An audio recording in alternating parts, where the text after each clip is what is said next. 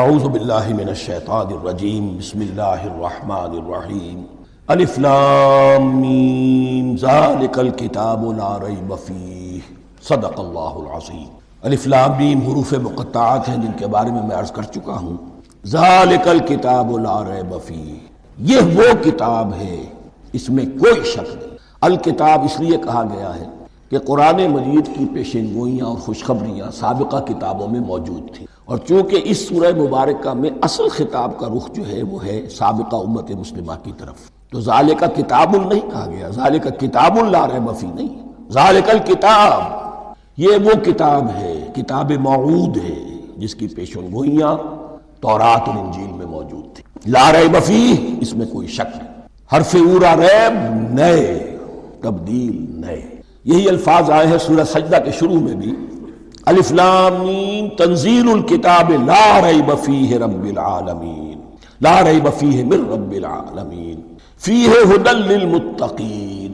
فیہ دونوں طرف مل سکتا ہے، لا ریب فیہ اسے معانقہ کہتے ہیں، لا ریب فیہ پڑھیں گے تو ہدن سے شروع کر دیں گے، لا ریب پر ختم کر دیں گے تو فیہ ھدی للمتقین، یہ دونوں معنی درست ہوں۔ ھدی للمتقین یہ ہدایت ہے، رہنمائی ہے اہل تقوی میں جو بچنا چاہیں۔ تقوی کا اصل مفہوم سمجھ لیجئے، وقا یقین کسی کو بچانا، تقوی خود بچنا۔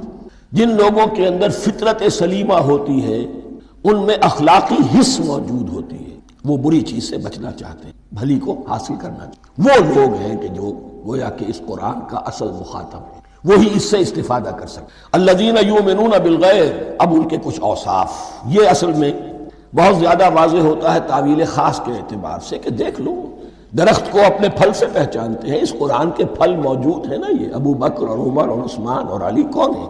یہ جو مہاجرین آئے ہیں چل کر، مدینے والوں دیکھو یہ کون ہیں، ان کی شخصیتیں کیا ہیں، ان کا کردار کیا ہے، ان کے اوصاف کیا ہے، یہ کس درخت کے پھل ہیں؟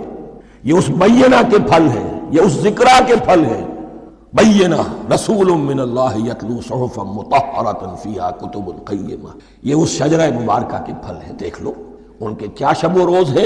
الذین یؤمنون بالغیب، جو غیب پر ایمان رکھتے ہیں۔ تعویل عام کے اعتبار سے اس کا بہت اہم مفہوم ہوگا، جو یہ طے کر لے کہ سوائے مادے کی دنیا کے مجھے اس سے آگے جانا ہی نہیں، unless I can verify۔ آپ کو معلوم ہے کہ میٹیریل جو حقائق ہیں وہ تو آپ ویریفائی کر سکتے ہیں، آنکھ سے دیکھ سکتے ہیں، کان سے سن سکتے ہیں، ویریفائڈ ہے۔ جو یہ سمجھ لے گا کہ اس کے بیونڈ کچھ نہیں ہے، اس کے لیے قرآن میں کوئی ہدایت قرآنی کا نقطہ آغاز یہ ہے کہ انسان یہ سمجھ لے کہ جو اصل حقیقت ہے وہ مستور ہے، نگاہوں سے چھپی، سامنے جو کچھ نظر آ رہا ہے۔ ایک انگلستان کے بہت بڑے فلسفی کی کتاب کا عنوان ہے appearance and reality, reality and appearance, Bradley کی کتاب۔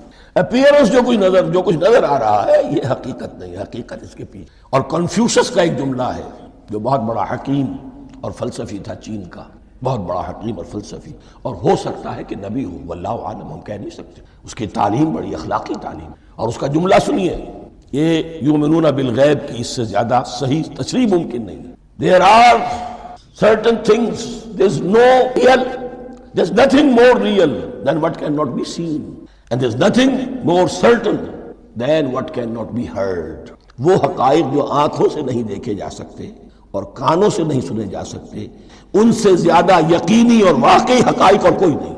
There's nothing more real than what cannot be seen, and there's nothing more certain than what cannot be۔ الذین یؤمنون بالغیب ویقیمون الصلاۃ، نماز قائم کر، ومما رزقناہم ينفقون، اور جو کچھ ہم نے انہیں دیا ہے اس میں سے خرچ کر، خیر میں، بھلائی میں، نیکی میں، ابنائے نو کی حاجات کو رفع کرنے میں، لوگوں کی تکلیفیں دور کرنے میں، خود اللہ کے لیے، اللہ کی رضا جوئی کے لیے، اللہ کو قرض حسنہ دیتے ہوئے۔ والذین یؤمنون بما انزل الیک وما انزل من قبلک، اور وہ کہ جو ایمان رکھتے ہیں اس پر بھی جو آپ پر نازل کیا گیا ہے محمد صلی اللہ علیہ وسلم، اور اس پر بھی کہ جو آپ سے پہلے نازل کیا۔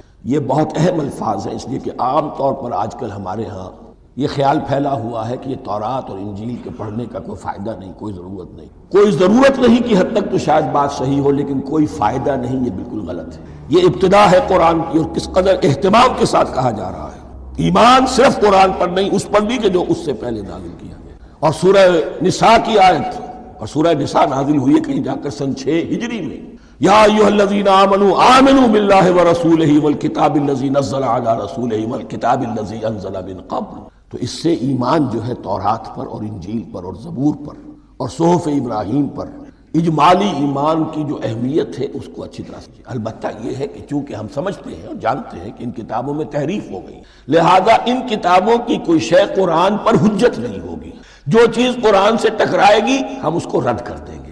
ان کتابوں کی کسی شے کو دلیل کے طور پر نہیں لائیں گے. لیکن جہاں قرآن مجید کی کسی بات کی نفی نہ ہو رہی ہو تو بہت سے حقائق ہمیں ان کتابوں ہی سے ملتے ہیں. انبیاء کے مابین جو زمانی ترتیب ہے، کرونالوجیکل آرڈر جو ہے، وہ تو ہمیں تورات سے ملتا ہے، قرآن میں تو نہیں. قرآن میں کبھی حضرت نوح کا ذکر بعد میں ہے، حضرت موسیٰ کا پہلے ہے. وہاں تو کسی اور پہلو سے ترتیب آتی ہے، لیکن وہاں ہمیں تاریخ ملتی ہے ابراہیم کی، اسحاق کی، یعقوب کی، انبیاء بنی اسرائیل کی، موسیٰ کی، عیسیٰ کی، یہ ساری چیزیں. تو اس کی اہمیت جو ہے اس کو سمجھ لیجئے. والذین یؤمنون بما انزل الیک وما انزل من قبلک وبالآخرۃ ہم یوقنون. آخرت پر وہ یقین رکھتے ہیں. نوٹ کرنے والی بات کیا ہے کہ باقی سب چیزوں کے لیے لفظ ایمان آیا، آخرت کے لیے ایقان کیوں؟ واقعہ یہ ہے کہ انسان کے عمل کے اعتبار سے سب سے زیادہ مؤثر شے ایمان بالآخرہ ہے. ایمان بالآخرہ ہے تو عمل سیدھا رہے گا کہ ہاں مجھے جواب دہی کر جانا ہے، اٹھنا ہے، اللہ کے حضور حاضری ہے. اگر یہ یقین ہے تو عمل صحیح. اس میں کمی ہو گئی تو توحید جو ہے وہ بھی بس ایک عقیدہ، ایک ڈوگما بن کے رہ جائے. ایمان بالرسالت بھی بدعات کو جنم دے گا. عید میلاد نبی منا لیجئے اور کچھ عشقیہ اشعار کہہ دیجئے، نعتیہ اشعار کہہ دیجئے، اللہ اللہ خیر صلی اللہ. یہ ایمان بالرسالت کے عمل انسان کا درست ہوتا ہے آخرت کے یقین کے ساتھ. وبالآخرۃ ہم یوقنون. آخرت پر انہی کا یقین ہے، انہی کا یقین ہے. یہ حصر بھی ہے اس اعتبار سے کہ یہودی میں مدعی تھے کہ ہم آخرت پر یقین رکھتے ہیں. یہاں کنٹراسٹ دکھایا جا رہا ہے، آخرت پر یقین رکھنے والے یہ لوگ ہیں. اور تعویل خاص کے اعتبار سے وہ لوگ موجود ہیں تمہاری نگاہوں کے سامنے. 13 برس کی محنت کی کمائی محمد الرسول اللہ صلی اللہ علیہ وسلم کی اس کتاب کی، یتلو علیہم آیاتہ ویزکیہم ویعلمہم الکتاب والحکمہ، اس کا جو نتیجہ ہے وہ تمہارے سامنے. اولئک علی ھدی من ربہم. یہ وہ لوگ ہیں جو اپنے رب کی طرف سے ہدایت پر ہیں. وہ ابتدائی ہدایت بھی ان کے پاس تھی اور یہ تکمیلی ہدایت بھی، قرآن پر بھی ان کا یقین پورا ہے اور محمد کا اتباع بھی وہ کر رہے ہیں. وَأُولَٰئِكَ هُمُ الْمُفْلِحُونَ. اور یہی وہ لوگ ہیں جو فلاح پانے والے. فلاح کا لفظ بھی قرآن مجید کی بڑی اہم اصطلاح ہے. منزل مراد کو پہنچ جانا، کسی باطنی حقیقت کا عیا ہو جانا. اسی لیے اس پر پھر گفتگو انشاءاللہ ہوگی سورہ مومنون کے شروع میں. لیکن یہ کہ فلاح پانے والے، کامیاب ہونے والے اصل میں یہی لوگ ہیں. تو گویا کہ تعویل خاص میں صحابہ کرام کی طرف اشارہ ہو گیا. تعویل عام میں ہر شخص کو بتا دیا گیا اگر قرآن کی ہدایت سے مستفید ہونا ہے تو یہ اوصاف اپنے اندر پیدا کرو. اب دوسرا گروہ، ان الذین کفروا سواء علیہم انذرتہم ام لم تنذرہم لا یؤمنون. یقیناً جن لوگوں نے کفر کیا، اور یہاں مراد کیا ہے؟ جو کفر پر اڑ گئے. اس کو ہم تعویل عام میں نہیں لے سکتے، اس لیے کہ اگر تو ہم اس کو عام میں لے لیں گے تو اس کے معنی تو یہ ہوں گے جس شخص نے کسی وقت کفر کیا اب وہ ہدایت پر آ ہی نہیں سکتا. نہیں، یہ بات نہیں ہے. کوئی کفر میں ہے، وہ غالطے کی بنا پر ہے، عدم توجہی کی بنا پر ہے، حق اس پر واضح نہیں ہوا ہے اس لیے ہے، تو آپ اسے سمجھائیں گے، انذار و تبشیر سے اسے فائدہ ہو جائے گا، واعظ و نصیحت سے فائدہ ہو جائے گا. ایک وہ ہے کہ جو حق کو سمجھ کر، پہچان کر اور پھر اڑ گئے، ضد کی وجہ سے، ہٹ دھرمی کی وجہ سے، تعصب کی وجہ سے، تکبر کی وجہ سے، حسد کی وجہ سے. ان الذین کفروا، ایسے لوگوں کا معاملہ کیا ہے؟ سواء علیہم انذرتہم ام لم تنذرہم لا یؤمنون. برابر ہے ان کے لیے، خواہ آپ انہیں سمجھائیں خواہ نہ سمجھائیں، ڈرائیں نہ ڈرائیں، انذار فرمائیں نہ کریں. لا یؤمنون، وہ ایمان لانے والے نہیں. وہی بات جو میں نے کہی تھی کہ سوتے کو جگایا جا سکتا ہے، جاگتے کو کیسے جگائیں. ختم اللہ علی قلوبہم وعلی سمعہم وعلی ابصارہم غشاوہ. ان کے دلوں پر اللہ نے مہر کر دی ہے. کیوں کر دی ہے؟ یہ ابتداء مہر نہیں ہوئی، جب حق کو پہچان کر انہوں نے رد کر دیا، اس کی پاداش میں، اس کی سزا کے طور. ختم اللہ علی قلوبہم، اللہ نے ان کے دلوں پر مہر کر دی ہے. وعلی سمعہم، اور ان کی سماعت پر بھی. وعلی ابصارہم غشاوہ، اور ان کی آنکھوں کے سامنے پردہ پڑ چکا. یہ مضمون سورہ یاسین کے شروع میں پھر آئے گا بہت شر و بست کے ساتھ۔ وَلَهُمْ عَذَابٌ عَظِيمٌ، اور ان کے لیے تو اب بہت بڑا عذاب ہے۔ یہ دوسرا گروہ ہو گیا، ایک رکوع میں دو کو سمیٹ لیا گیا، کل ابھی 7 آیتیں ہوئی ہیں۔ ایک وہ گروہ جس نے قرآن مجید کی دعوت سے صحیح استفادہ کیا، ان میں طلب ہدایت کا مادہ موجود تھا، ان کی فطرتیں سلیم تھیں، ان کے سامنے دعوت آئی، قبول کی اور قرآن کے بتائے ہوئے راستے پر چلے۔ وہ گلے سرسبد ہیں، وہ شجرہ قرآنی کے نہایت مبارک اور مقدس وہ اس کے پھل ہیں۔ ایک گروہ وہ ہے جس نے حق کو پہچانا لیکن اس کو رد کر دیا اپنے تعصب یا ہٹدرمی کی وجہ سے۔ ان کا ذکر آ گیا بہت اختصار کے، اس لیے کہ ان کا ذکر آپ کو بہت تفصیل سے مکی صورتوں میں ملے گا۔ اب آیا تیسرا گروہ، وَمِنَ النَّاسِ، اور لوگوں میں کچھ ایسے بھی ہیں، مَن يَقُولُ آمَنَّا بِاللَّهِ وَبِالْيَوْمِ الْآخِرِ وَمَا هُم بِمُؤْمِنِينَ، جو کہتے تو یہ ہے کہ ہم ایمان رکھتے ہیں اللہ پر بھی اور یوم آخر پر بھی، مگر وہ حقیقت میں مومن نہیں ہے۔ یہاں ایک بات سمجھ لیجئے، اکثر و بیشتر مفسرین نے اس تیسری کیٹیگری کے بارے میں یہی رائے قائم کی ہے کہ یہ منافقین مذکور ہیں، اگرچہ لفظ منافق یا لفظ نفاق نہیں آیا یہاں، لیکن مولانا نیسر اصلاحی صاحب نے ایک رائے ظاہر کی ہے جو بڑی قیمتی ہے، وہ یہ کہ یہاں ایک کردار کا نقشہ کھینچ دیا گیا ہے۔ غور کرنے والے غور کر لیں، دیکھ لیں، جس پر بھی وہ چسپاں ہو جائے۔ اور بالفعل جب یہ آیات نازل ہو رہی تھیں تو دو طبقات پر یہ کردار نگاری جو ہے، یہ جو شخصیت کا ہیولہ کھینچا جا رہا ہے، وہ دو کے اوپر راست آ رہا تھا۔ ایک علماء یہود، وہ بھی کہتے تھے کہ ٹھیک ہے محمد جو کہہ رہے ہیں، ہم بھی اللہ کو مانتے ہیں، آخرت کو بھی مانتے ہیں، اسی لیے یہاں رسالت کا ذکر نہیں ہے۔ بھئی ہم محمد ہی کو نہیں مانتے نا صلی اللہ علیہ وسلم، باقی اگر 1.25 لاکھ نبی آئے ہیں تو باقی 1.25 لاکھ کو تو ہم مانتے ہیں، ایک محمد کو نہیں مانا، ایک عیسیٰ کو نہیں مانا، بس تو ہمیں بھی مانا جانا چاہیے کہ ہم بھی مسلمان ہیں۔ ایک یہ ان کی رائے ہے، اور واقعہ یہ ہے کہ یہاں اس طریقے کا تذکرہ ہو رہا ہے کہ جس سے ان کا کردار بھی جھلک رہا ہے، روح سخن ان کی طرف جا رہا ہے۔ مجھے یاد ہے اپنی 10ویں جماعت کے زمانے میں دہلی میں نے دیکھا تھا کہ ناٹ سرکس، وہاں کا ایک بڑی مارکیٹ ہوتی تھی، تو جوتے کی ایک دکان پہ ایک بہت بڑا جوتا لٹکایا ہوا تھا، بہت بڑا، اور لکھا تھا free to home it fits, جس کے پاؤں میں یہ ٹھیک ٹھیک آ جائے وہ لے جائے۔ تو یہ free to home it fits ہے، ایک کردار ہے۔ اب یہ کردار جس کے اوپر بھی فٹ بیٹھ جائے، ان میں یقیناً زیادہ تو غلبہ یہی ہے جو مفسرین کی رائے ہے، منافقین کا معاملہ جو ہو رہا ہے، لیکن یہ کردار بعین نہیں فٹ بیٹھ رہا ہے یہود کے علماء پر۔ اور یہ بھی نوٹ کر لیجئے کہ جو مدینہ منورہ میں نفاق کا جو پودا پروان چڑھا ہے، بلکہ پودا نہیں کہنا چاہیے، جھاڑ جھکاڑ جو پروان چڑھا ہے، وہ یہودیوں کے زیر اثر، جیسے جنگل کے اندر بڑے بڑے درخت بھی ہوتے ہیں اور اندر جو ہے نیچے جھاڑیاں بھی ہوتی ہیں، تو یہ نفاق کا جھاڑ جھکاڑ جو ہے وہ یہودی علماء کا جو پودا تھا اور بہت بڑا تھا، اس میں کوئی شک نہیں، اس کے سائے میں پروان چڑھا ہے۔ ان دونوں میں معنوی ربط بھی۔ وَمِنَ النَّاسِ مَن يَقُولُ آمَنَّا بِاللَّهِ وَبِالْيَوْمِ الْآخِرِ وَمَا هُم بِمُؤْمِنِينَ، اور لوگوں میں سے کچھ ایسے بھی ہیں جو کہتے تو یہ ہے کہ ہم ایمان رکھتے ہیں اللہ پر اور یوم آخر پر، لیکن وہ مومن نہیں ہیں۔ يُخَادِعُونَ اللَّهَ وَالَّذِينَ آمَنُوا وَمَا يَخْدَعُونَ إِلَّا أَنفُسَهُمْ، وہ دھوکہ دینے کی کوشش کر رہے ہیں اللہ کو اور اہل ایمان کو۔ یہ یخادعون جو ہے یہ باب مفعلہ ہے، باب مفعلہ میں کشمکش ہوتی ہے، کشاکش ہوتی ہے، لہذا ترجمہ میں نے کیا کوشش کر رہے ہیں۔ وما یخدعون الا انفسهم، یہ ثلاثی مجرد میں آ گیا، اور نہیں دھوکہ دے رہے مگر صرف اپنے آپ کو۔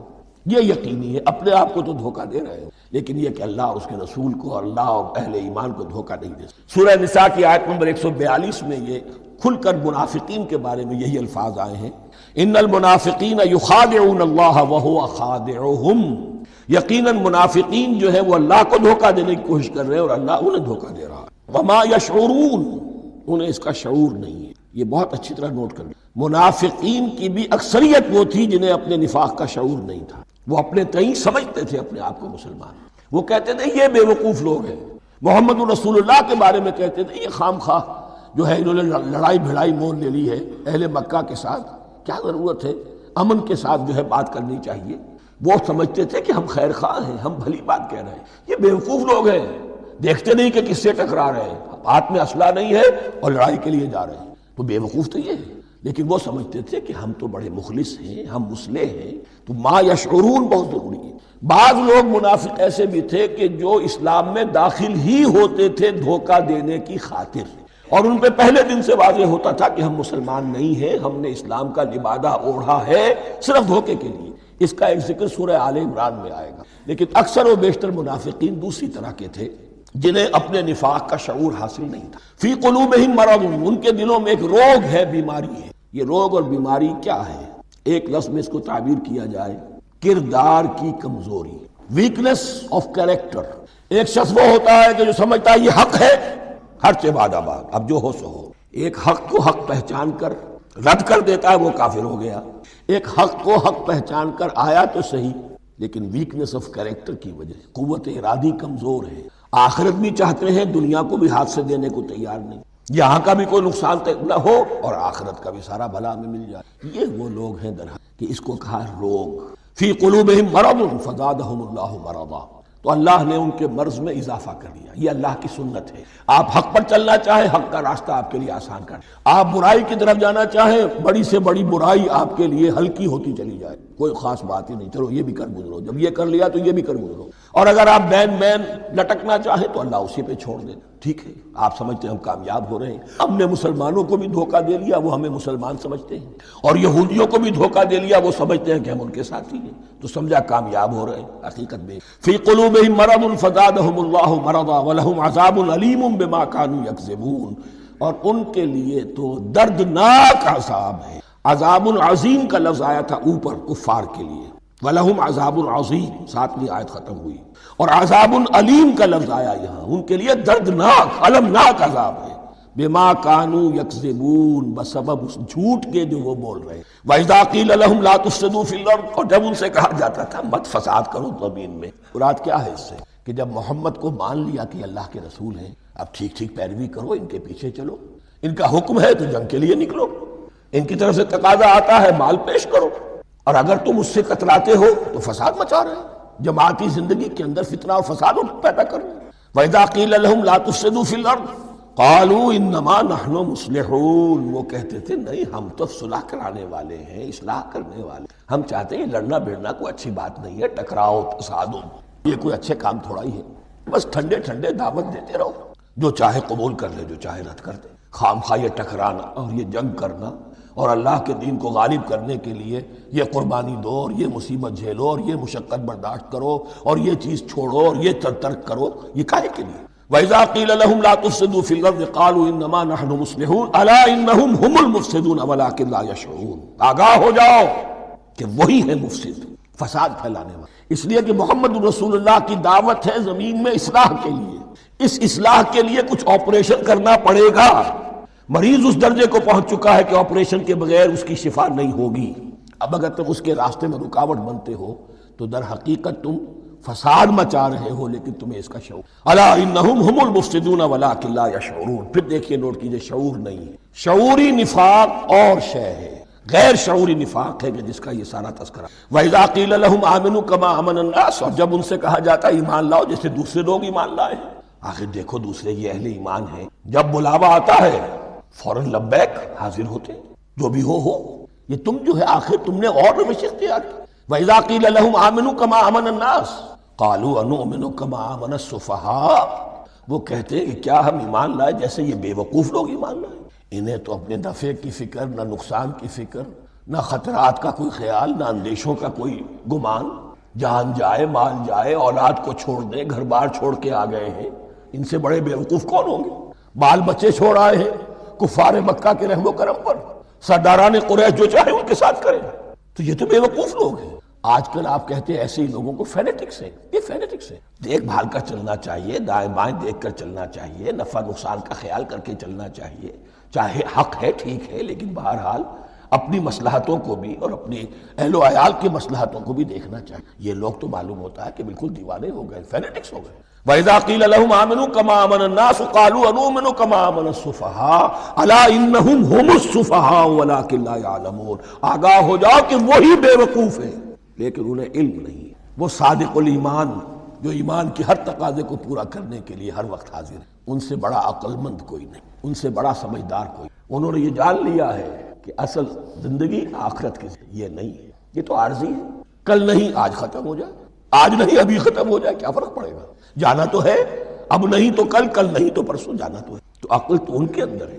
الا انہم ہم السفہاء ولکن لا یعلمون وَإِذَا لَقُوا الَّذِينَ آمَنُوا قَالُوا آمَنَّا، اور جب یہ ملتے ہیں ان سے جو اہل ایمان ہیں تو کہتے ہیں ہم بھی ایمان رکھتے ہیں۔ اب یہ ان دونوں پر آئے گا۔ عام جو یہودی تھے وہ بھی کہتے تھے کہ ہم بھی تو آخر اللہ کو مانتے ہیں، آخرت کو مانتے ہیں، اور منافق تو تھے ہی جو رسول کو بھی مانتے تھے۔ وَإِذَا خَلَوْا إِلَىٰ شَيَاطِينِهِمْ، اور جب بھی اپنے شیطانوں کے پاس خلوت میں ہوتے ہیں، اور یہاں شیاطین سے مراد ہیں اہل کتاب یہود کے علماء، ان کے سردار، یا عبداللہ ابن ابی جو منافقین مدینہ کا سردار۔ اگر وہ کبھی ملامت کرتا ہے دیکھو تم تو معلوم ہوتا ہے بالکل مسلمانوں میں شامل ہی ہو گئے پوری طرح سے، تمہیں کیا ہو گیا، تم ہر بات مان رہے ہو۔ اب انہیں یہ کچھ نہ کچھ اپنی وفاداری کا یقین دلانے کے لیے کہنا پڑتا تھا، نہیں ہم انہیں بیوقوف بنا رہے ہیں، ان سے ذرا تمسخر کر رہے ہیں، ہم ہیں آپ کے ساتھ یہاں۔ اسی لیے یہ دو منہ ہونا، نفق کہتے ہیں سرنگ کو جس کے دو دروازے ہوتے ہیں، باقی زیر زمین ہے۔ نافقہ گوہ کا بل ہے کہ دو دروازے رکھتا ہے، دو اس کے منہ رکھتا ہے کہ ادھر سے اگر کتا داخل ہو جائے شکار کے لیے تو ادھر سے نکل بھاگے، ادھر سے آئے تو ادھر سے نکل، تو دو منہ انسان، یہ در حقیقت جس کو پھر سورہ نساء میں کہا گیا لا الہ ہؤلاء ولا الہ ہؤلاء، نہ ادھر کے ہیں نہ ادھر کے، مذبذبین بین ذالک، اس کے درمیان مذبذب ہو کر رہے۔ یہ شیطان کا لفظ یہاں سمجھ لیجئے کہ اس کے دو رائے ہیں کہ یہ شطنہ سے بنا ہے یا شات سے بنا ہے، شین الف توئے یا شین طا نون۔ شطنہ کے معنی تباعدا، کوئی بہت دور ہو گیا، شیطان سے مراد جو اللہ کی رحمت سے بہت دور، اور شاتا یشیتو کے معنی ہے احترق غضبا وحسدا، کوئی شخص غصے اور حسد کے اندر جل رہا ہو، وہ شاتا یشیت۔ اس سے فعلان کے وزن پر، رحمان کے وزن پر، غضبان کے وزن پر شیطان، یعنی وہ کہ جو حسد اور غضب کی آگ میں جل رہا ہے۔ تو یہ ایک تو شیطان وہ ہے جو جنات میں سے ہے، جس کا نام عزازیل تھا پہلے، اب ہم اسے ابلیس کے نام سے، وہ ایک شیطان ہے، جنی ہے۔ پھر یہ کہ جو بھی اس کے پیروکار ہیں دنیا میں انسانوں میں سے ہو یا جنات میں سے ہو، وہ بھی شیاطین۔ اسی طرح اہل کفر، اہل زیغ کے جو بڑے بڑے سردار ہوتے ہیں ان کو بھی شیطان سے تعبیر کی۔ وَإِذَا خَلَوْا إِلَىٰ شَيَاطِينِهِمْ قَالُوا إِنَّا مَعَكُمْ، اور جب وہ خلوت میں ہوتے ہیں، علیحدگی میں ہوتے ہیں اپنے شیاطین کے پاس، سرداروں کے پاس، کہتے ہیں ہم تو آپ کے ساتھ ہیں، انما نحن مستہزئون، یہ تو ہم ان مسلمانوں کو بیوقوف بنا رہے ہیں، ان سے استہزاء کر رہے ہیں، تمسخر کر رہے ہیں۔ ہم تمسخر میں کہہ دیتے ہیں کہ ہم بھی آپ کے ساتھ ہیں، آمنا۔ اللہ یستہزئ بہم ویمدہم فی طغیانہم یعمہون، حقیقت کیا ہے کہ اللہ ان کا مذاق اڑا رہا ہے اور ان کو ڈھیل دے رہا ہے کہ وہ اپنے عقل کے اندھے پن میں بڑھتے چلے جائیں۔ اللہ تعالیٰ جیسا میں نے عرض کیا رسی دراز کرتا ہے، کوئی شخص غلط راستے پر جانا ہے تو جاؤ بھائی، فوراً تو نہیں پکڑتا، اگر فوراً پکڑ لے تو سیدھا ہو جائے گا، چلتے جائے، جہاں جانا چاہتے ہو جاؤ۔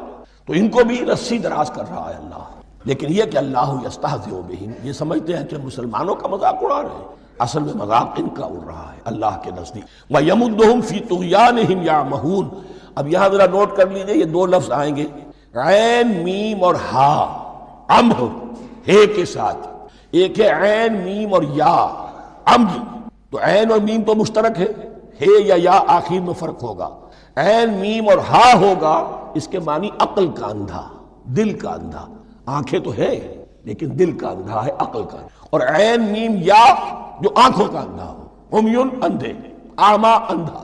تو یہاں فرمایا انا معکم انما نحن مستہزئون، اللہ یستہزئ بہم ویمدہم فی طغیانہم یعمہون، اللہ ان کو اس جو ان کی عقل کے اندھے پن میں جو یہ بڑھتے چلے جا رہے ہیں، اللہ بھی ان کی رسی دراز کر رہا ہے تاکہ یہ جہاں تک جانا چاہتے چلے جائیں۔ اولئک الذین اشتروا الضلالۃ بالہدی، یہ وہ لوگ ہیں کہ جنہوں نے ہدایت کے عوض گمراہی خرید لی ہے۔ دیکھیے بڑا پیارا انداز ہے یہ، ایک شخص کے سامنے دونوں آپشنز تھے، ایک نے گمراہی کو چھوڑا، ہدایت لے لی، چاہے قیمت دینی پڑی، تکلیفیں اٹھانی پڑی، آزمائشوں میں سے گزرنا پڑا، قربانیاں دینی، ہدایت لی، اور ایک شخص نے ہدایت دے کر گمراہی لی، آسانی تو ہو گئی، فوری تکلیف سے تو بچ گئے، لا الہ ہؤلاء ولا الہ ہؤلاء، دونوں طرف سے اپنے آپ کو بچا لیا، لیکن حقیقت میں سب سے زیادہ گھاٹے کا اولئک الذین اشتروا الضلالۃ بالہدی، ہدایت دے کر اور ضلالت خرید لی، فما ربحت تجارتہم، تو ان کی تجارت ان کے حق میں ہرگز مفید نہیں ہو۔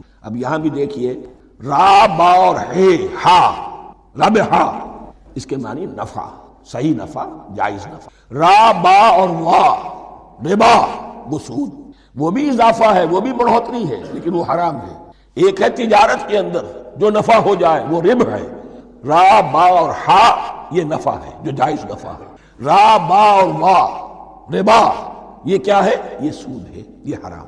را اور با مشترک ہے، آگے ہا آگے اور ما، اس کا فرق. فما ربحت تجارتهم وما كانوا مهتدين، ان کی تجارت ان کے حق میں ہرگز مفید نہیں ہوئی اور نہیں ہے اب یہ ہدایت پانے والے. مثلہم، اب یہاں دو تمثیلیں آ رہی ہیں بڑی پیاری. پہلی تمثیل ہے کفار کے بارے میں، دوسری تمثیل ہے یہ بین والے لوگوں کے بارے میں. پہلوں کے لیے کیا تمثیل ہے؟ مثلہم کمثل الذی استوقد نارا، ان کی مثال اس شخص کی سی ہے جس نے آگ روشن کی. ایک نقشہ کھینچا جا رہا ہے. اندھیری شب ہے جدا اپنے قافلے سے ہے تو، تیرے لیے ہے میرا شعلہ نوا قندیل. اندھیری شب ہے، قافلہ بھٹک رہا ہے. کچھ لوگ بڑی ہمت کرتے ہیں، اندھیرے میں بھی ادھر ادھر سے لکڑیاں جمع کرتے ہیں اور آگ روشن کرتے ہیں. لیکن اس وقت جب آگ روشن ہوتی ہے کچھ لوگوں کی بینائی سلب ہو جاتی ہے.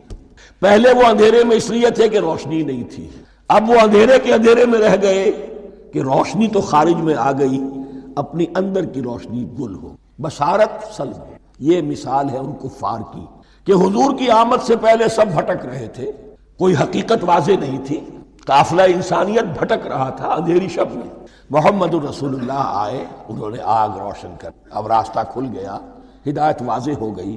لیکن کچھ ضد یا تعصب یا تکبر یا حسد کی بنیاد پر کچھ لوگوں کی اندر کی بینائی زائل، تو وہ تو ویسے کے ویسے بھٹک رہے ہیں جیسے پہلے اندھیرے میں تھے، ویسے اب اندھیرے میں ہیں. روشنی میں آنے والے تو وہ ہیں، دیکھ لو جن کا ذکر سب سے پہلے ہوا. مثلہم کمثل الذی استوقد نارا، اس شخص کی سی ہے کہ جس نے آگ روشن کی. فلما اضاءت ما حولہ، جب اس آگ نے اپنے ماحول کو گردا گرد کو روشن کر دیا. ذہب اللہ بنورہم، اللہ ان کی نور بصارت کو لے گیا، سلب کر لیا اللہ نے. وَتَرَكَهُمْ فِي ظُلُمَاتٍ لَا يُبْصِرُونَ، اور چھوڑ دیا انہیں ان اندھیروں کے اندر کہ وہ کچھ نہیں دیکھتے. صُمٌّ بُكْمٌ عُمْيٌ فَهُمْ لَا يَرْجِعُونَ، اصم کہتے ہیں بہرے کو، سم جمع ہے اس کی، سمن. اب کمو کہتے ہیں گونگے کو، بکمن اس کی جمع ہے. آما کہتے ہیں اندھے کو، عمیٌ اس کی جمع ہے. یہ بہرے ہیں، گونگے ہیں، اندھے ہیں. فہم لا یرجعون، اب یہ لوٹنے والے. یہ کون ہے؟ ابو جہل ہے، ابو لہب ہے، ولید بن مغیرہ ہے، عقبہ ابن ابی معیط ہے. یہ سب کے سب ابھی زندہ ہے جب یہ آیات نازل ہو رہی ہیں. ابھی تو غزوہ بدر ہوگا سن 2 ہجری میں، اور اس میں یہ سب جو ہے واصل جہنم ہوں گے. ابھی تک تو ہے نا. یہ لوگ ہو گئے اس کی مثال. وَمَثَلُهُمْ كَمَثَلِ الَّذِي اسْتَوْقَدَ نَارًا فَلَمَّا أَضَاءَتْ مَا حَوْلَهُ ذَهَبَ اللَّهُ بِنُورِهِمْ وَتَرَكَهُمْ فِي ظُلُمَاتٍ لَا يُبْصِرُونَ صُمٌّ بُكْمٌ عُمْيٌ فَهُمْ لَا يَرْجِعُونَ. اب دوسری مثال، أَوْ كَصَيِّبٍ مِّنَ السَّمَاءِ، یا بڑی زور کی بارش برس رہی ہے آسمان سے. فِيهِ ظُلُمَاتٌ، اس میں اندھیرے بھی ہیں، وَرَعْدٌ اور گرج ہے، وَبَرْقٌ اور بجلی چمک رہی ہے. یجعلون اصابعهم فی اذانهم من الصواعق حذر الموت، کچھ لوگ ہیں کہ جو اپنی انگلیاں اپنے کانوں کے اندر ٹھوسے ہوئے ہیں کہ وہ جو کڑک ہے اس سے ان کی جانیں نہ نکل جائیں، موت نہ آ جائے. کڑکا ایسا ہے کہ اس کڑکے سے بچنے کے لیے اپنی انگلیاں اپنی کانوں میں ٹھوس رہے، حذر الموت، موت کے خوف سے. واللہ محیط بالکافرین، اللہ ایسے کافروں کا احاطہ کیے ہوئے، بچ کر کہاں جائیں گے. یکاد البرق یخطف ابصارهم، قریب ہے کہ بجلی ان کی نگاہوں کو لے جائے، ان کی بینائی کو سلب کر لے. کلما اضاء لہم، لیکن ہوتا کیا ہے، جب ذرا روشنی ہوئی تو چل لیے. مشوا فیہ، بجلی چمکی، کچھ نظر آ گیا دائیں بائیں تو کچھ تھوڑا سا چل لیے. وَإِذَا أَظْلَمَ عَلَيْهِمْ، اور جب تاریکی ان پر طاری ہو گئی، قاموا، کھڑے کے کھڑے رہے. یہ نقشہ ہے ان کا کہ ایک طرف بارش ہو رہی ہے، قرآن مجید ہے، آسمان سے نازل ہو رہا ہے، یہ ماہ مبارکہ ہے، یہ کتاب مبارکن ہے. لیکن یہ کہ اس کے ساتھ کڑکے ہیں، گرج ہے، کفر سے مقابلہ ہے، کفر کی طرف سے دھمکیاں ہیں، اندیشے ہیں، خطرات ہیں، امتحانات ہیں، آزمائشیں. ذرا کہیں حالات کچھ بہتر ہوئے، کچھ جسے بریدنگ سپیس کہتے ہیں ملی، تو تھوڑا سا چل لیے. ہم بھی مسلمان ہیں، کوئی خاص موقع نہیں ہے، کسی جنگ کے لیے بلایا نہیں جا رہا ہے، تو بڑھ چڑھ کے باتیں کر رہے ہیں، اپنے ایمان کا اظہار بھی کر رہے ہیں. جیسے ہی کوئی آزمائش آئی، قاموا، ٹھٹک کر کھڑے کے کھڑے رہ گئے. وَلَوْ شَاءَ اللَّهُ لَذَهَبَ بِسَمْعِهِمْ وَأَبْصَارِهِمْ، اللہ چاہتا تو ان کی سماعت اور بصارت کو بھی سلب کر لے. لیکن اللہ کا قانون یہی ہے، جو جہاں رہنا چاہے اس نے آزادی ارادہ دی ہے انسان. تم اگر مومن صادق بن کر رہنا چاہتے ہو اس کو آسان کر دے گا. تم نے اپنے تعصب کی وجہ سے، اپنے تکبر کی وجہ سے کفر کا راستہ اختیار کیا، اللہ اسی کو کھول دے گا. تم بیچ میں لٹکنا چاہتے ہو، لٹکتے رہو. اللہ تعالیٰ جو ہے جبرن کسی کو نہ حق پہ لائے گا، نہ جبرن کسی کو باطل پر لے کر جائے. اس لیے کہ جبر اگر ہو تو پھر امتحان کا معاملہ ختم، پھر جزا و سزا بیکار ہے، غیر منطقی ہے، غیر معقول ہے۔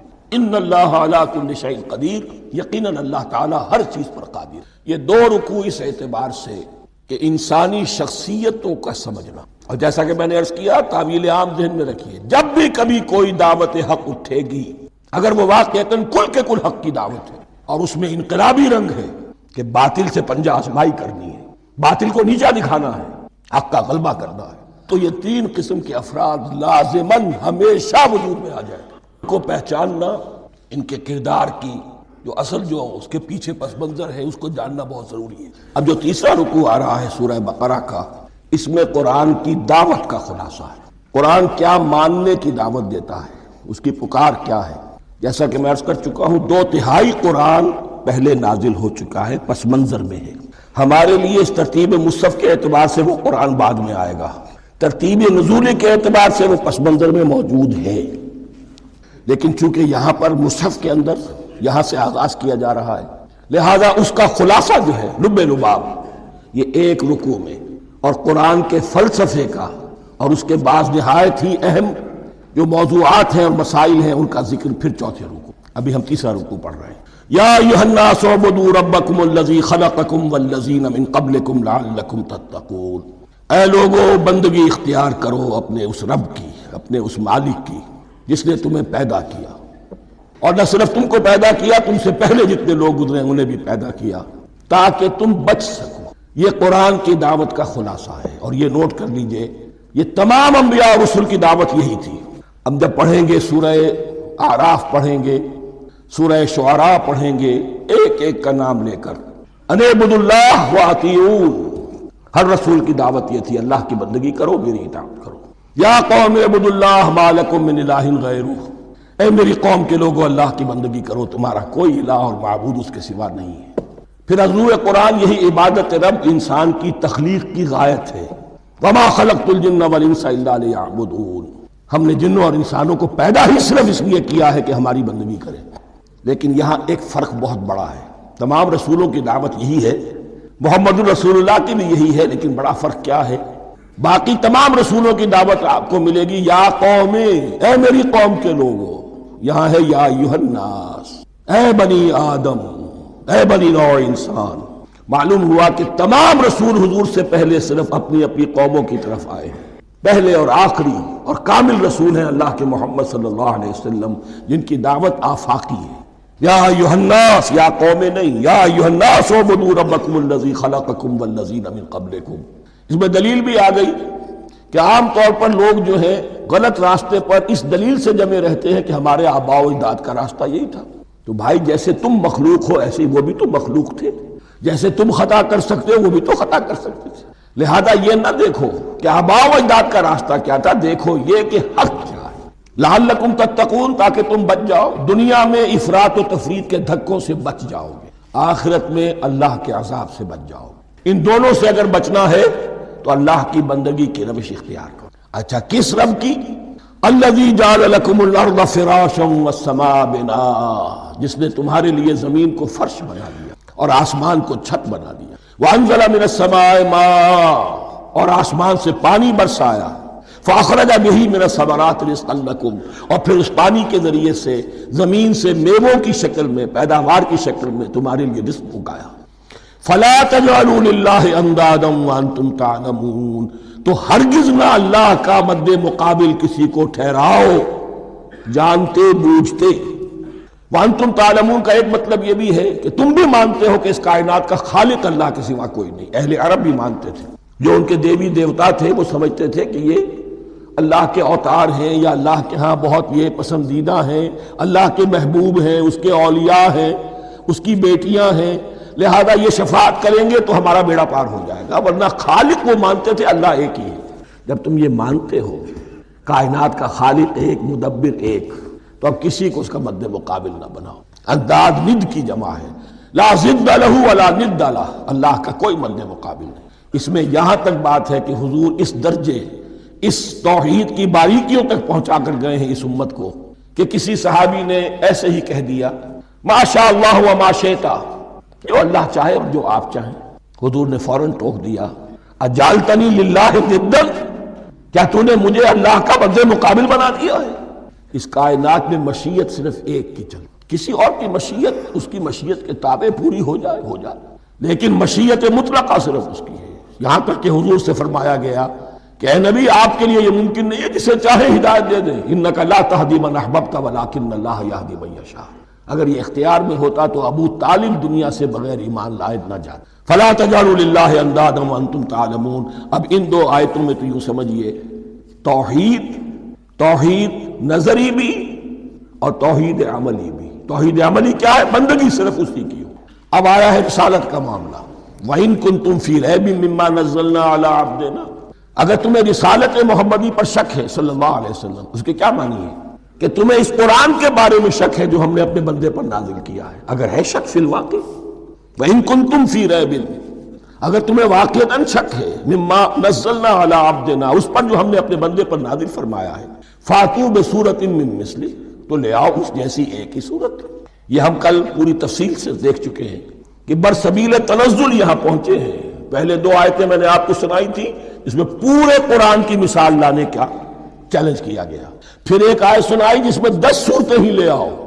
اب آخری درجے میں ایک صورت ہی بنا لاؤ، اور ایک صورت تو سورۃ العصر کے مساوی بھی ہو سکتی تھی، سورۃ الکوثر کے مساوی بھی ہو سکتی تھی۔ وَادْعُوا شُهَدَاءَكُم مِّن دُونِ اللَّهِ إِن كُنتُمْ صَادِقِينَ، اور بلا لو اپنے سارے مددگاروں کو اللہ کے سوا، جن ہوں انس ہوں۔ اس لیے کہ قریش کا خیال یہ تھا کہ جو شعراء ہوتے ہیں ان کے پاس جن ہوتے ہیں، وہ جن انہیں سکھاتے ہیں، ورنہ عام آدمی تو یہ شعر نہیں کہہ سکتا۔ تو تمہارا اگر کوئی گمان ہے کوئی جنات سکھانے والے ہیں، کوئی انسان ہے، خطیب ہیں، شعراء ہیں، ادیب، سب کو جمع کر۔ ان کنتم صادقین، اب یہ ہے بہت ہی، جس کو میں نے کل کہا تھا آپ کو یاد ہوگا، قرآن کا انداز کیا ہوتا ہے کہ وہ اپنے اندر جھانکنے کی دعوت دیتا ہے۔ یہ گویا کہ آنکھوں میں آنکھیں ڈال کر یہ کہا جا رہا ہے کہ حقیقت میں تمہیں کوئی شک نہیں ہے، یہ تم بات بنا رہے ہو صرف۔ اگر واقعتاً شک ہے تو آؤ میدان میں۔ حقیقت یہ ہے کہ تمہیں شک نہیں ہے، اگر تم سچے ہو فاتوا بسورۃ من مثلہ، تو اس جیسی ایک ہی صورت بنا لاؤ۔ فإن لم تفعلوا، اب ذرا انداز دیکھیے تحدی کا اور چیلنج کا۔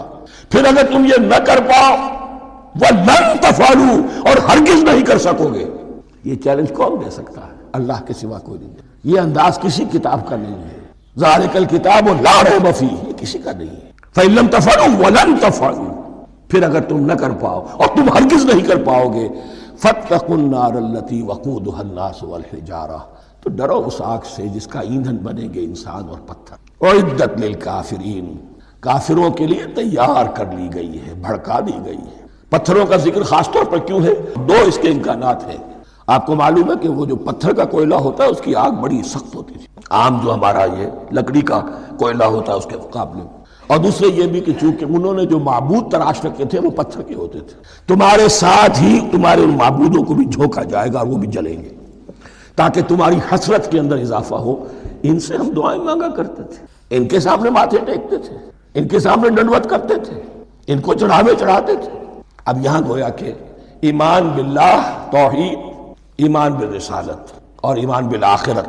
فاتقوا النار التي وقودها الناس والحجارة اعدت للكافرين وبشر الذين آمنوا وعملوا الصالحات، اور بشارت دے دیجئے اے نبی ان لوگوں کو کہ جو ایمان لائے اور جنہوں نے نیک عمل کیے، ان لهم جنات تجری من تحتها الانہار، کہ ان کے لیے وہ باغات ہیں کہ جن کے دامن میں ندیاں بہتی ہوں گی۔ لفظی ترجمہ ہوگا جن کے نیچے ندیاں بہتی ہوں گی۔ مراد اس سے کیا ہے؟ عام فطری باغ وہ ہوتے تھے کہ جس میں ذرا اونچائی پر جو ہے درخت لگے ہوئے ہیں اور دامن میں ندی بہ رہی ہے، تو اس سے خود بخود جو ہے وہ اریگیشن، نیچرل اریگیشن ہو رہی ہے، درختوں کے جڑوں تک پانی پہنچ رہا ہے۔ بہرحال ترجمہ آپ لفظی کریں، ان کے نیچے ندیاں بہتی ہوں گی یا یہ کہ جن کے دامن میں ندیاں بہتی ہوں گی۔ کلما رزقوا منہا من ثمرۃ رزقا، جب بھی کبھی انہیں دیا جائے گا کوئی پھل رزق کے طور پر کھانے کے لیے جنت میں، قالوا ھذا الذی رزقنا من قبل، وہ کہیں گے یہ تو وہی شے ہے جو ہمیں پہلے بھی ملتی تھی۔ اس کا ایک مفہوم یہ ہے، یہ جو نزل ہے، ابتدائی جو ہے دعوت ہے، ابتدائی ضیافت جو ہوگی اس میں وہی چیزیں کہ جو معروف ہے، جانی پہچانی ہے۔ یہ رمان، یہ دیکھیے یہ انار آ رہا ہے خوبصورت، یہ انگور ہے خوبصورت، یہ نخیل ہے، یہ نخل ہے، یہ رطب ہے، لیکن ذائقے کے کوئی نسبت و تناسب بھی نہیں ہوگا۔ وہ کہیں گے یہ وہی شے ہے جو ہمیں پہلے ملتی تھی۔ وَأُتُوا بِهِ مُتَشَابِهًا، مشابہ تو ہوگی وہ لیکن ان کے ذائقے میں زمین و آسمان کا۔ اور ایک یہ بھی مفہوم لیا گیا ہے کہ آخرت میں جنت میں بھی وہی میوے ملتے رہیں گے لیکن ان کا ذائقہ بدلتا رہے گا، شکل وہ ہوگی لیکن ذائقہ وہ نہیں رہے گا کہ جس سے انسان کی بھی طبیعت بڑھ جاتی ہے ایک ہی شے کو کھاتے ہوئے۔ وَلَهُمْ فِيهَا أَزْوَاجٌ مُطَهَّرَةٌ، اور ان کے لیے ہوں گے اس میں بہت ہی پاک باز، نہایت پاک کی ہوئی بیویاں ہوں، ازواج مطہرۃ وَهُمْ فِيهَا خَالِدُونَ، اور اس میں رہیں گے ہمیشہ ہمیشہ۔ یہ تو تین جو اصول ہیں دین کے دعوت ایمان، توحید اور رسالت اور معاد، ایمان باللہ، ایمان بالرسول، ایمان بالآخرہ۔ اب ذرا کچھ ضمنی مسائل ہیں کہ جو بعض کفار کی طرف سے، بعض معتزلین کی طرف سے پیش ہوتے تھے، وہ کبھی بھی اس چیلنج کا مقابلہ تو نہ کر سکے، میدان میں تو نہ آ سکے۔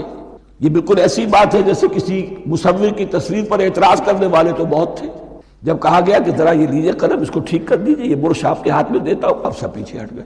تو کوئی صورت قرآن کے مقابلے میں لانا وہ تو ان کے لیے ممکن نہیں تھی، لیکن ادھر ادھر سے اعتراضات کرنے کے لیے جو زبانیں کھلتی تھی ان میں سے ایک اعتراض نقل کیا جا رہا، وہ یہ تھا کہ وہ کہتے تھے کہ قرآن مجید میں مکھی کی تشبیہ آئی ہے، یہ تو بڑی حقیر سی ہے، اعلیٰ کلام ہو اور اعلیٰ متکلم ہو وہ ایسی حقیر چیزوں کا تذکرہ نہیں کرتا۔ بیت العنکبوت، مکڑی کا بھی ذکر ہے قرآن میں، اتنی حقیر شے کا، یہ کوئی اعلیٰ کلام نہیں۔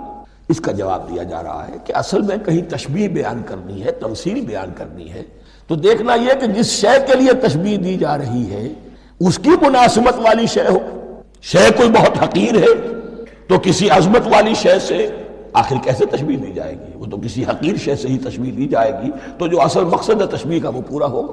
ان اللہ لا یستحیی ان یضرب مثلا ما بعوضۃ فما فوقها، اللہ تعالیٰ کو تو اس میں کوئی جھجک نہیں ہے، کوئی شرم نہیں ہے کہ وہ مچھر کی مثال بیان کرے تو اس سے اوپر، اب یا فوقہا میں دونوں معنی ہو جائیں گے، یعنی کمتر اور حقیر ہونے میں اس سے بھی بڑھ کر، یا یہ کہ اس سے اوپر کی کوئی شے اس کی مثال دینے میں اللہ کو کوئی جھجک نہیں، اس لیے کہ مکھی بھی بہرحال مچھر سے ذرا بڑی شے ہے، اس معنی میں بھی ہو سکتا ہے فوقہا، اور فوقہا اس معنی میں بھی کہ اس سے بھی حقیر ہونے میں اس سے بھی بڑھ کر۔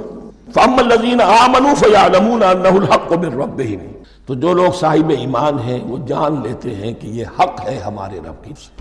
وَأَمَّا الَّذِينَ كَفَرُوا، اور جنہوں نے کفر کیا ہے، فَيَقُولُونَ مَاذَا أَرَادَ اللَّهُ بِهَذَا مَثَلًا، یہ کیا مثال اللہ نے دی، کیا ارادہ ہوا اللہ کا اس مثال کے ذریعے سے، ناک منہ چڑھا رہے ہیں، اعتراض کر رہے ہیں۔ اب جو آ رہا ہے اگلا جملہ وہ ہے بہت اہم، یضل بہ کثیرا ویہدی بہ کثیرا، اسی کے ذریعے سے اللہ بہتوں کو ہدایت دیتا ہے اور اسی کے ذریعے سے بہتوں کو گمراہ کرتا۔ معلوم ہوا کہ ہدایت اور گمراہی اور ہدایت اور ضلالت انسان کی سبجیکٹو کنڈیشن کے اوپر دار و مدار ہے اس کا۔ آپ کے دل میں خیر ہے، بھلائی ہے، نیت صحیح ہے، طلب ہدایت، طلب علم، اس میں آپ سچے ہیں، آپ کو ہدایت مل جائے گی۔ دل میں زیغ ہے، کجی ہے، نیت میں ٹیڑھ ہے، فساد ہے، تو اسی کے ذریعے سے اللہ آپ کی گمراہی میں اضافہ کرتا۔ یضل بہ کثیرا ویہدی بہ کثیرا، لیکن اللہ کا یہ کسی کو ہدایت دینا اور کسی کو ضلالت دینا علل ٹپ نہیں ہے، کسی قاعدے اور قانون کے بغیر نہیں ہے۔ وما یضل بہ الا الفاسقین، نہیں گمراہ کرتا وہ اس کے ذریعے سے مگر صرف سرکش لوگوں کو، جن میں سرکشی ہے، تعلی ہے، تکبر ہے، اور ان کے اوصاف کیا ہے؟ الذین ینقضون عہد اللہ من بعد میثاقہ، جو توڑ دیتے ہیں اللہ کے ساتھ کیے ہوئے عہد کو، اور سب سے بڑا عہد یہ سورہ اعراف میں چل کر آئے گا، عہد الست۔ عالم ارواح میں ہم عہد الست کر کے آئے، الست بربکم قالوا بلا، کیا میں ہی نہیں ہوں تمہارا رب؟ تمام ارواح نے، میں بھی تھا، آپ بھی تھے، سب تھے، کل انسان، جتنے انسان دنیا میں آج تک آ چکے ہیں وہ بھی تھے، اور جو آنے ہیں ابھی قیامت تک وہ بھی تھے، لیکن تھے صرف ارواح کی شکل میں، جسم نہیں تھے۔ اور یہ میں آپ کو بتا چکا ہوں، مکمل وجود ہے انسان کا، روحانی وجود۔ اولا تخلیق اس کی ہوئی تھی، اسی سے آگے چل کر ایک بہت فلسفے کا بہت گہرا مضمون آ رہا ہے آگے چل کر۔ وہ جو عہد الست بربکم قالوا بلا، انہوں نے اس عہد کو توڑا، اللہ کو اپنا مالک اور خالق اور اپنا حاکم جاننے کی بجائے خود حاکم بن کر بیٹھ گئے۔ الیس لی ملک مصر، کیا مصر کی بادشاہی میری نہیں ہے؟ I am the sovereign, we are sovereign، popular sovereignty, بغاوت، سرکشی، فاسق۔ وما يضل به الا الفاسقين الذين ينقضون عهد الله من بعد ميثاقه، وَيَقْطَعُونَ مَا أَمَرَ اللَّهُ بِهِ أَن يُوصَلَ، اور کاٹتے ہیں وہ چیز جسے اللہ نے جوڑنے کا حکم دیا ہے۔ اللہ نے صلہ رحمی کا حکم دیا ہے، یہ قطع رحمی کرتے ہیں مال کی طلب میں، بھائی بھائی کو ختم کرتا ہے اس کے مال کو ہتھیانے کے لیے، اپنی ذاتی اغراض کے لیے تمام اخلاقی حدود جو ہے انسان پسو پیش ڈال دیتا ہے، اپنا تکبر، اپنے لیے تعلی۔ الذین، آپ دیکھیے نوٹ کیجئے، اس میں ہماری شریعت کا فلسفہ یہ ہے، ایک تعلق ہے اللہ کا بندے کے ساتھ، حقوق اللہ، ایک ہے بندوں کا بندوں کے ساتھ، حقوق العباد۔ اللہ کا حق کیا ہے؟ اسے حاکم اور مالک اور حاکم سمجھو، الملک سمجھو، خود اس کے بندے بنو۔ انسانوں کا حق کیا ہے؟ کونوا عباد اللہ اخوانا، سب آپس میں بھائی بھائی اللہ کے بندے بن جاؤ۔ اور اس میں سب سے اہم ترین رحمی رشتہ ہے، سگے بھائی بہنیں، پھر دادی کے اوپر جا کر وہ کزنز آ جائیں گے، پر دادی پر جا کر اور جمع ہو جائیں گے، یہاں تک کہ آدم و حوا پر تمام انسان جمع ہو جائیں گے۔ تو رحمی رشتے کی بڑی اہمیت۔ تو وہ فاسقین کے جو توڑتے ہیں اللہ کے عہد کو، اس کو مضبوطی سے باندھنے کے بعد، وَيَقْطَعُونَ مَا أَمَرَ اللَّهُ بِهِ أَن يُوصَلَ وَيُفْسِدُونَ فِي الْأَرْضِ، انہی دونوں چیزوں کے نتیجے میں زمین میں فساد پیدا ہوتا ہے، یا اللہ کی اطاعت سے باغی ہو گئے اور یا آپس میں ایک دوسرے کی گردنیں کاٹنے لگے۔ اولئک هم الخاسرون، یہی لوگ ہیں جو بالآخر خسارے میں، آخری اور دائمی خسارے میں رہنے والے ہیں۔ کیف تکفرون باللہ وکنتم امواتا، تم کیسے کفر کرتے ہو اللہ کا؟ بڑا پیارا انداز ہے۔ وکنتم امواتا، تم مردہ تھے، فاحیاکم، تمہیں زندہ کیا، ثم یمیتکم، پھر تمہیں مارے گا، ثم یحییکم، پھر جلائے گا، ثم الیہ ترجعون، پھر تم اس کی طرف لوٹا دیے جاؤ گے۔ یہاں وہ بات آ گئی جو آج نگاہوں سے بالکل اوجھل ہو چکی۔ یہ ہم دنیا میں آنے سے پہلے مردہ تھے، کیا مانے؟ یہ مضمون آ کر اصل میں سورہ غافر یا سورہ مومن میں چل کر اس کی پوری وضاحت ہوگی، لیکن چونکہ یہاں تذکرہ ہو چکا ہے عہد الست کا، ہماری پہلی تخلیق ہوئی عالم ارواح میں، ارواح کی صورت میں، پھر ہمیں سلا دیا گیا، وہ ہماری پہلی موت تھی۔ مردہ جو ہے معدوم نہیں ہوتا، مردہ ہوتا ہے، بے جان ہوتا ہے، سویا ہوا ہوتا ہے، اور موت کو اور نیند کو تشبیہ دی گئی ہے۔ پھر ہمیں اس جسد کے ساتھ یہاں زندہ کیا گیا، پھر موت طاری ہوگی، پھر ہمیں زندہ۔ یہ آیت جیسا کہ میں نے عرض کیا بہت بڑی اور بڑی گہری حکمت اور فلسفہ قرآن کی آیت ہے۔ کیسے اللہ کا انکار کرتے؟ کنتم اموات، تم مردہ تھے، سوئی ہوئی ارواح کی شکل میں تھے، فاحیاکم، تمہیں جگایا اس جسد کے ساتھ، زندہ کیا، ثم یمیتکم ثم یحییکم، پھر تمہیں مارے گا، پھر جلائے گا، ثم الیہ ترجعون، پھر تم اس کی طرف لوٹا دیے جاؤ گے۔ اور اب اس کے بعد جو آخری آیت ہے، هو الذی خلق لکم ما فی الارض جمیعا، اس نے تمہارے لیے بنایا ہے جو کچھ بھی زمین میں ہے۔ اس میں خلافت کا مضمون آ گیا۔ حدیث میں آتا ہے انما الدنیا خلقت لکم وانتم خلقتم للآخرہ، یہ دنیا تمہارے لیے بنائی گئی ہے، تم آخرت کے لیے بنائے گئے۔ هو الذی خلق لکم ما فی الارض جمیعا، اس لیے کہ اگلی آیت پھر آ رہی ہے خلافت کی آیت۔ سارا کچھ زمین میں یہ بستر جو بچھایا اور یہ کائنات کو، زمین کو سجایا تمہاری خلافت کے لیے۔ ثم استوى الى السماء فسواهن سبع سماوات، پھر وہ متوجہ ہوا آسمانوں کی طرف اور انہیں 7 آسمانوں کی شکل میں بنا دیا۔ جیسا کہ میں کل عرض کر چکا ہوں، یہ تاحال ابھی یہ آیات متشابہات میں سے ہے۔ 7 آسمانوں کی کیا حقیقت ہے ہم اس سے ابھی پورے طور سے واقف نہیں۔ وَهُوَ بِكُلِّ شَيْءٍ عَلِيمٌ، اور اسے ہر شے کا علم حقیقی حاصل ہے۔ بارک اللہ لی ولکم فی القرآن العظیم ونفعنی وإیاکم بالآیات والذکر۔